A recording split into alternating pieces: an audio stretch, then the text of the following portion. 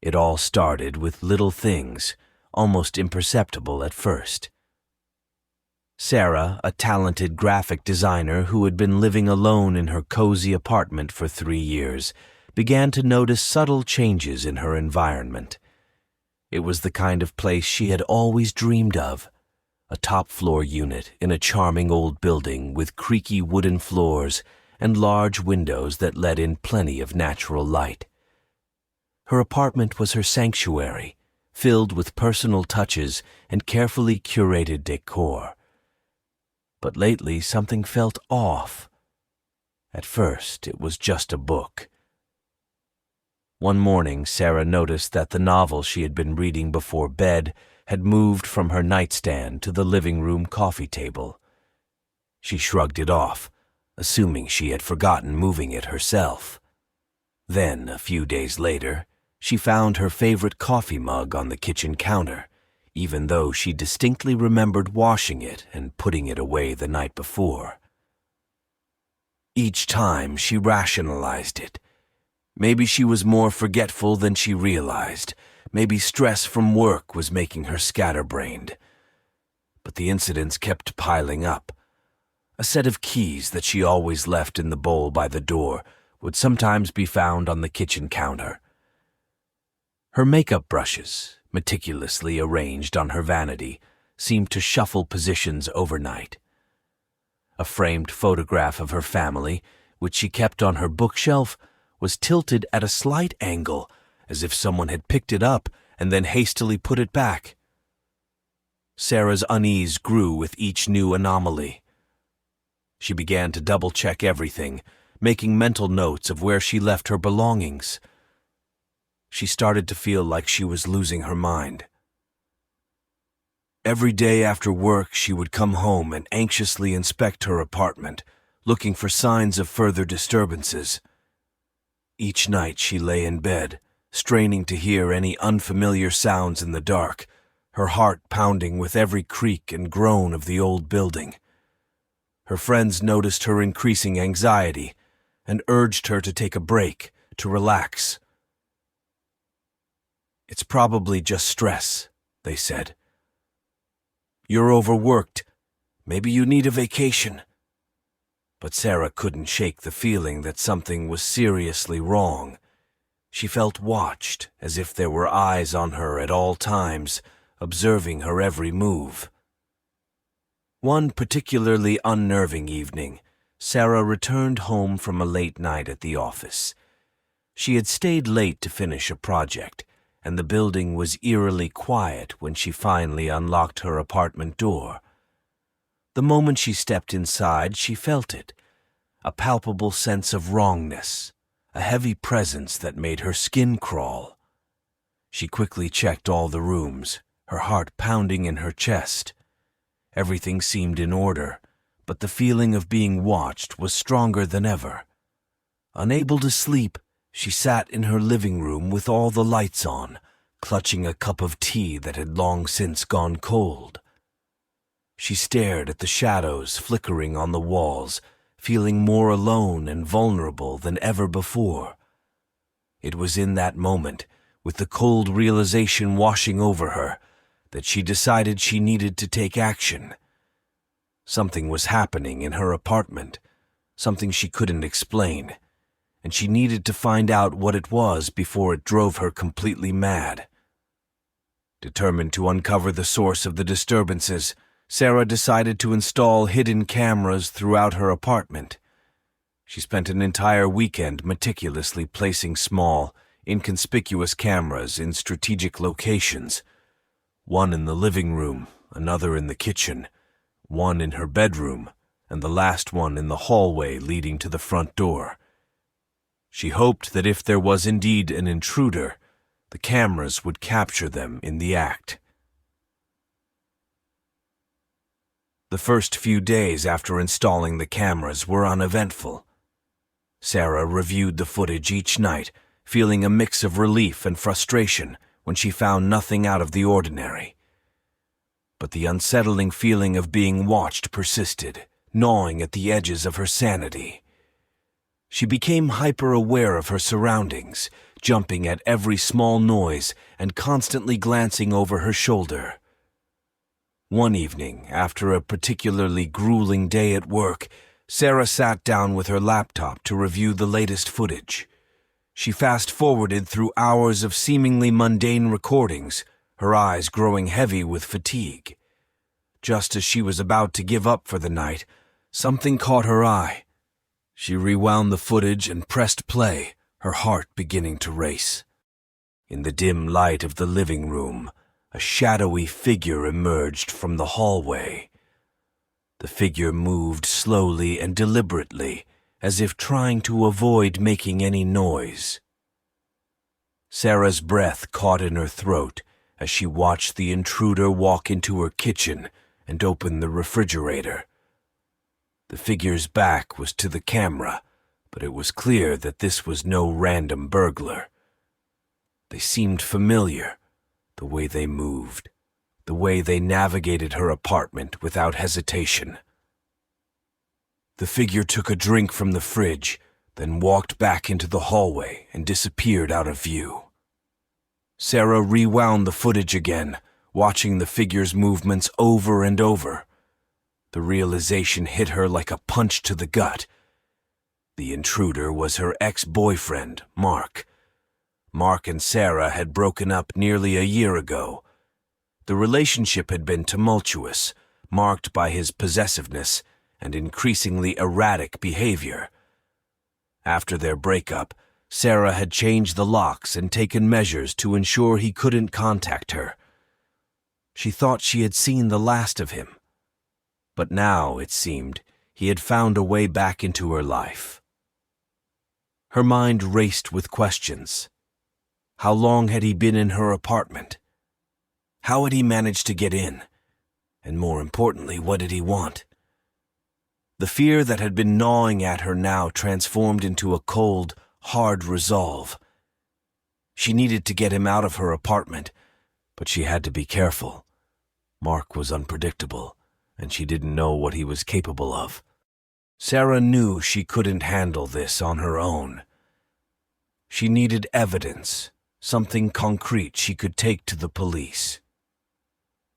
She spent the rest of the night watching footage from the other cameras, piecing together Mark's movements. He had been entering her apartment through a small, rarely used attic hatch in the hallway ceiling. The hatch led to a crawl space that connected to the attic of the neighboring building. It was a perfect hiding spot, one Sarah would never have thought to check.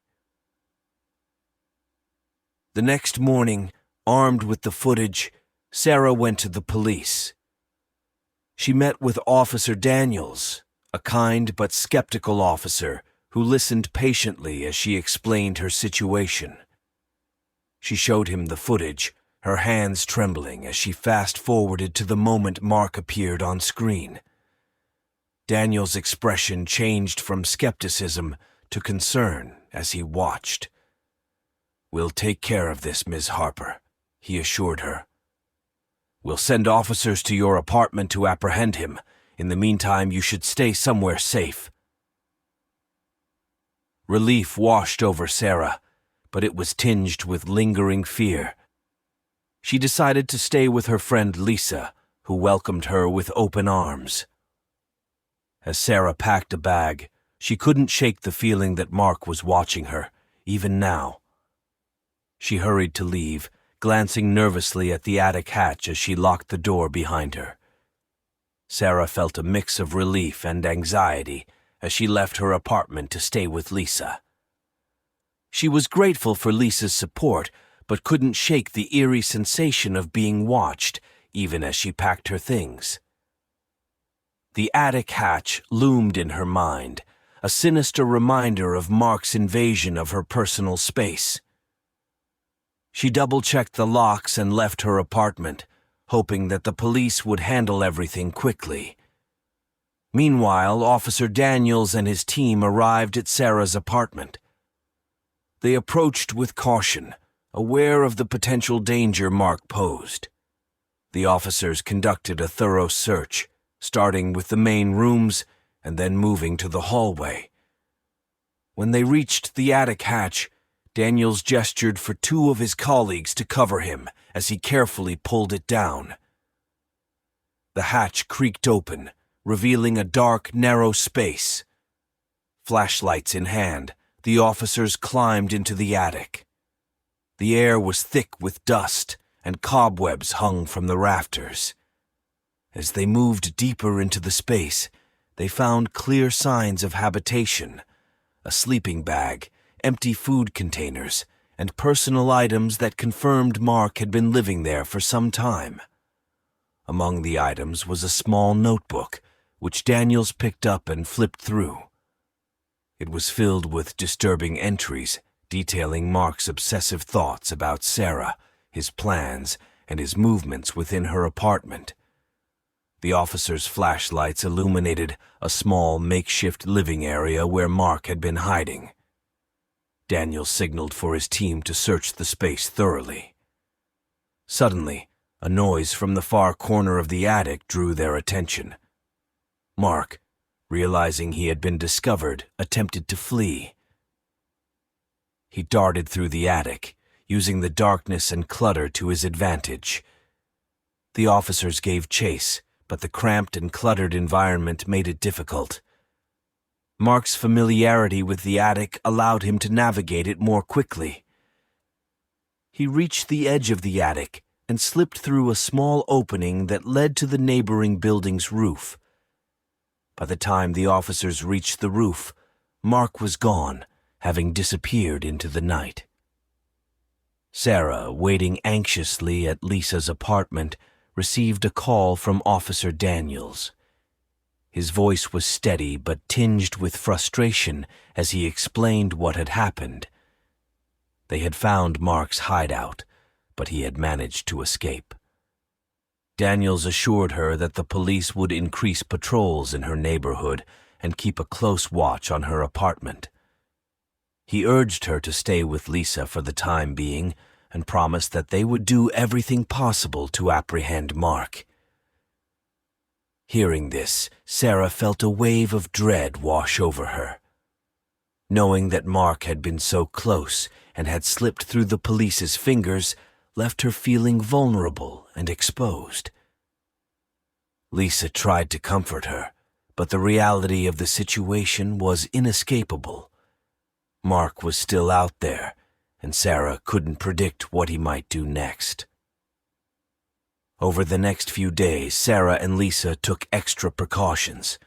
They kept the doors and windows locked at all times, and Lisa's husband installed additional security measures, including an alarm system and motion-activated lights around the house. Despite these efforts, Sarah struggled to find a sense of safety. Every creak and rustle in the night set her on edge, and she found it difficult to sleep, her mind racing with thoughts of Mark's potential return. Sarah spent her days working from Lisa's home, trying to maintain some semblance of normalcy.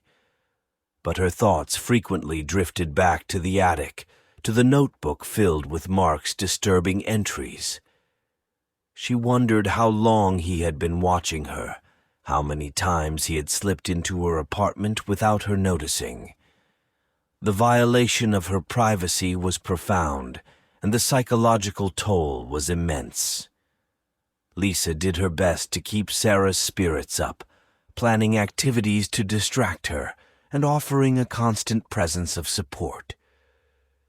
But as the days turned into weeks, the fear began to wear on Sarah. She found it difficult to focus on anything other than the possibility of Mark's return. The police kept her updated on their efforts to locate him, but each call without news only deepened her anxiety. One afternoon, as Sarah was working in Lisa's living room, she heard a loud crash from outside. Her heart leapt into her throat as she rushed to the window. It was just a neighbor's dog knocking over a trash can, but the incident left her shaking. The constant state of hypervigilance was exhausting, and Sarah knew she couldn't continue living like this. Despite the increased security, despite the police patrols, the knowledge that Mark was still out there, somewhere, cast a shadow over everything. Sarah began to feel trapped, as if her fear had become a prison. She longed for her old life, for the sense of safety and normalcy that had been shattered by Mark's obsession. The days dragged on, each one a battle against the encroaching sense of despair. Sarah knew she had to stay strong, to keep moving forward. But the fear was always there, lurking just beneath the surface, a constant reminder that her life would never be the same. The passage of time did little to ease Sarah's anxiety. The police continued their search for Mark, but each day that passed without news chipped away at her hope. Sarah remained at Lisa's house, grateful for her friend's unwavering support, but the weight of the situation was becoming unbearable. Every noise, every shadow, every unexpected movement made her heart race. She found herself jumping at the slightest sound, her imagination running wild with thoughts of Mark lurking nearby. The strain began to take its toll on her physically and emotionally. She slept fitfully, plagued by nightmares where Mark's face loomed large, his eyes filled with an obsessive intensity. One evening, as Sarah and Lisa sat in the living room watching a movie, the doorbell rang. Both women exchanged a nervous glance before Lisa got up to answer it. She peeked through the peephole and saw a delivery person holding a package. Lisa opened the door cautiously, signed for the package, and brought it inside. The package was addressed to Sarah. Her hands trembled as she took it, her mind racing with the possibilities of what it could contain. She opened it slowly, her breath hitching when she saw its contents. Inside was a framed photograph of her and Mark from happier times, before his behavior had turned dark and possessive. There was no note, but the message was clear. Mark was still thinking about her, still trying to insert himself into her life. Lisa immediately called the police, who came to take the package as evidence.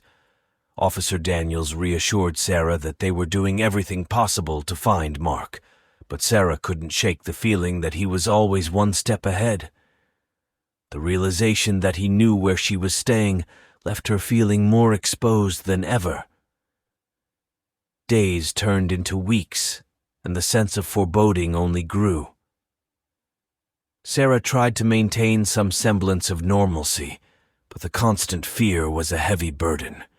She found it difficult to concentrate on her work, her mind constantly drifting back to Mark and the possibility of his return. Even small tasks became overwhelming, her thoughts clouded by anxiety. Lisa and her husband did their best to create a safe and supportive environment for Sarah. They installed additional security cameras around the house and made sure she was never alone. Despite their efforts, the pervasive sense of danger was impossible to ignore. Sarah knew that no matter how many precautions they took, the threat of Mark's return was always there. One night, Sarah sat in her temporary bedroom, scrolling through her phone in an attempt to distract herself. A notification popped up. An unknown number had sent her a message. Her blood ran cold as she opened it. The message was simple, yet chilling. "I'm always watching." Terror gripped her, and she showed the message to Lisa and her husband. They called Officer Daniels once again, who arrived with a team to investigate. The police advised Sarah to change her phone number and be extra vigilant, but the damage was already done. The message confirmed what Sarah had feared all along. Mark was still out there, and he was still fixated on her. Sarah's days became a blur of fear and exhaustion. She rarely left the house, and when she did, she was constantly looking over her shoulder. The once vibrant and independent woman felt like a shadow of her former self. The stress of living in constant fear began to take a toll on her health, and she found herself battling frequent headaches and a persistent sense of fatigue. Despite the increased security, despite the police patrols, the knowledge that Mark was still out there, somewhere, cast a shadow over everything.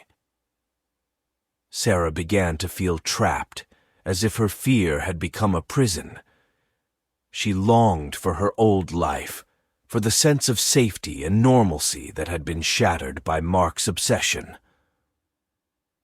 One afternoon, Sarah decided to go for a walk, hoping that some fresh air might help clear her mind. Lisa insisted on accompanying her, and they walked through a nearby park. The tranquility of the park was a stark contrast to the turmoil inside Sarah. She tried to enjoy the moment, but her mind was never at ease.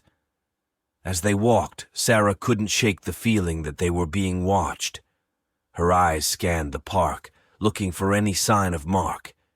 She saw families, joggers, and people walking their dogs, but no one seemed out of place. Yet the unease persisted, a constant reminder of the invisible threat that loomed over her. When they returned to the house, Sarah felt a mix of relief and disappointment. She was relieved to be back in the relative safety of Lisa's home, but disappointed that her fear still had such a strong grip on her. She knew that she couldn't live like this forever, but the path to reclaiming her sense of security seemed impossibly long. Sarah spent her days working from Lisa's home, trying to maintain some semblance of normalcy, but her thoughts frequently drifted back to the attic, to the notebook filled with Mark's disturbing entries. She wondered how long he had been watching her, how many times he had slipped into her apartment without her noticing. The violation of her privacy was profound, and the psychological toll was immense. Lisa did her best to keep Sarah's spirits up, planning activities to distract her and offering a constant presence of support. But as the days turned into weeks, the fear began to wear on Sarah. She found it difficult to focus on anything other than the possibility of Mark's return. The police kept her updated on their efforts to locate him, but each call without news only deepened her anxiety.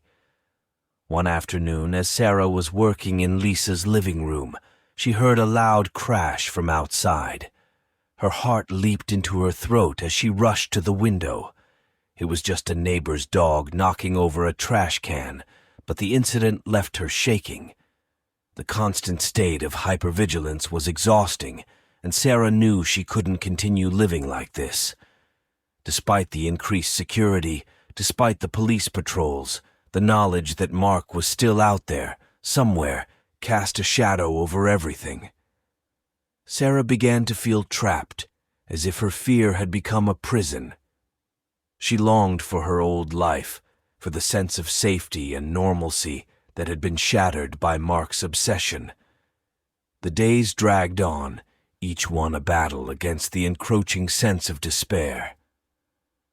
Sarah knew she had to stay strong to keep moving forward.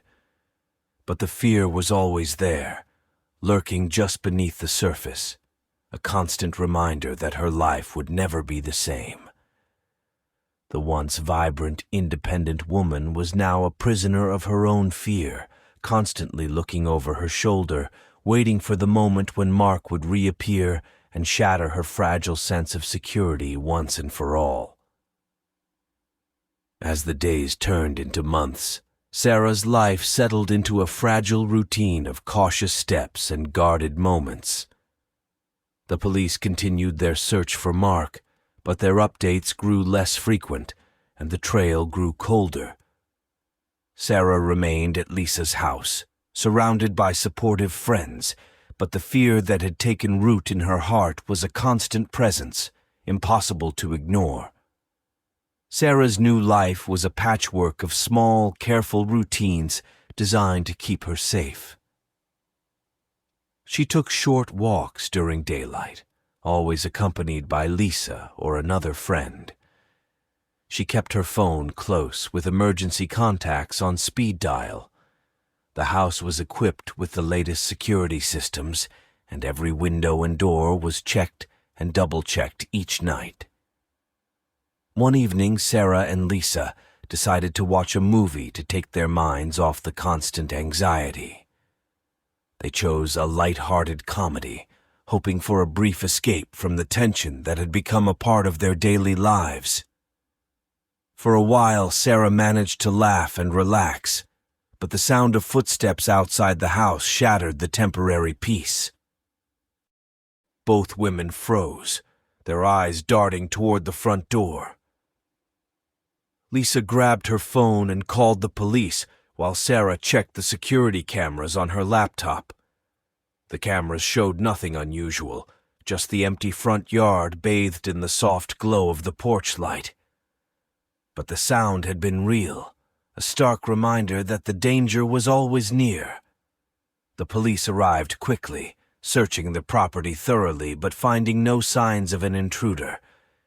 They reassured Sarah and Lisa that it was likely just an animal or a passerby, but Sarah couldn't shake the feeling that Mark was somehow behind it. The fear gnawed at her, an unrelenting reminder that her safety was an illusion. As the weeks went by, Sarah's fear evolved into a deep-seated paranoia. She found herself questioning everyone and everything around her. She scrutinized the faces of strangers in the grocery store, wondering if any of them were watching her. She grew suspicious of unfamiliar cars parked on the street, fearing that Mark was inside, waiting for the right moment to strike. Sleep became a distant memory. Sarah's nights were plagued by insomnia, her mind racing with thoughts of Mark breaking into the house, of him standing over her as she slept. She kept a small flashlight and a can of pepper spray by her bedside, but the measures offered little comfort. The sense of violation from Mark's intrusion into her life had seeped into her very core, and there was no escaping it. Sarah's mental health began to deteriorate under the constant strain. She had always been strong and independent, but the relentless fear wore her down. She found herself withdrawing from social interactions, unable to engage in conversations without her mind drifting back to Mark. Her friends and family grew increasingly concerned, but there was little they could do to ease her torment. One particularly dark evening, Sarah sat alone in her room, staring at the framed photograph of her and Mark that had been sent to her. She felt a wave of despair wash over her. The life she had known was gone, replaced by a relentless cycle of fear and anxiety. She longed for a sense of normalcy, for a day when she wouldn't have to look over her shoulder. In a desperate bid to reclaim some control over her life, Sarah decided to move to a different city. She hoped that putting distance between herself and the memories of Mark would help her start anew. With Lisa's help, she found a small apartment in a quiet neighborhood, far from the place where her nightmare had begun. The move was both physically and emotionally exhausting. Sarah packed her belongings with meticulous care, each item a reminder of the life she had lost. Lisa helped her with the move, providing unwavering support and encouragement. When they finally arrived at the new apartment, Sarah felt a glimmer of hope. Perhaps here, in this new place, she could begin to heal. But the shadow of fear followed her. Despite the fresh start, Sarah couldn't shake the feeling that Mark was still out there, still watching. She installed new security systems, reinforced the locks on the doors and windows, and made sure her new neighbors knew to look out for anything suspicious. Yet, the paranoia lingered, an ever-present reminder of the trauma she had endured. Sarah's new life was a delicate balancing act. She went to work, interacted with her new neighbors, and tried to build a semblance of normalcy. But the fear was always there, lurking in the background, waiting to pounce at the slightest provocation. Every unexpected sound, every unfamiliar face sent her heart racing. One afternoon, as Sarah was walking back to her apartment from the local grocery store, she felt a prickling sensation on the back of her neck. She quickened her pace, glancing around nervously. The street was empty, but the feeling of being watched was overpowering. She rushed inside her apartment, bolting the door behind her, her breath coming in ragged gasps. Sarah sat down at her kitchen table, her hands shaking. She knew she couldn't continue living like this, in a constant state of fear. But she didn't know how to break free. The trauma of Mark's obsession had left an indelible mark on her psyche, and the path to healing seemed insurmountably long. In the weeks that followed, Sarah sought therapy, hoping to find some relief from the overwhelming anxiety. The sessions were difficult, forcing her to confront the depths of her fear and the extent of the damage Mark had caused. But slowly, with the support of her therapist and the friends who had stood by her, she began to take small steps toward reclaiming her life. Yet, even as she made progress, the knowledge that Mark was still out there cast a long shadow over her recovery.